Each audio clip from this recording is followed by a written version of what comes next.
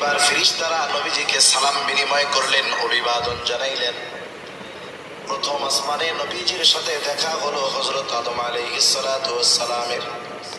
জিবরাইল আলাইহিস সালাম পরিচয় করায় দিলেন। আদম আলাইহিস সালাম নবীজিকে দোয়া করলেন। সফর শুরু হলো দ্বিতীয় আকাশের। ওইখানে ফেরেশতারা দরজা খুলে দিল, অভিবাদন জানালো। তৃতীয় আসমানে ঈসা ইয়াহইয়া আলাইহিস সালাম এনরা পরস্পর হলেন খালাতো ভাই। ওনাদের সাথে দেখা হলো, পরিচয় করায় দিলেন জিবরাইল আলাইহিস সালাম।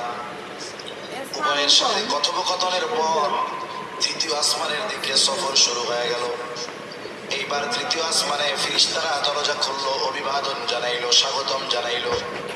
তৃতীয় আসমানে রাসূল আকরাম সাল্লাল্লাহু আলাইহি ওয়াসাল্লামের সাথে দেখা হলো ইউসুফ আলাইহিস সালামের। জিবরাইল আলাইহিস সালাম পরিচয় করায় দিলেন। নবীজি দুনিয়ায় আয়েশা ইউসুফ আলাইহিস সালামের সৌন্দর্যের বর্ণনাও করেছেন। এইবার শুরু হয়ে গেল চতুর্থ আসমানের সফর।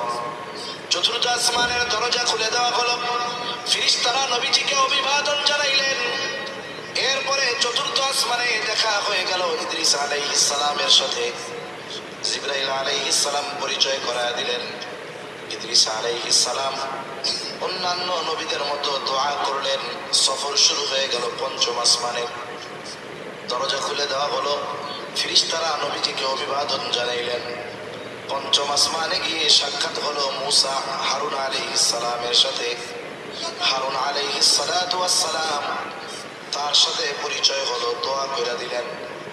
এইবার সফর শুরু হয়ে গেল ষষ্ঠ আকাশে। আকাশের দরজা খোলা হলো।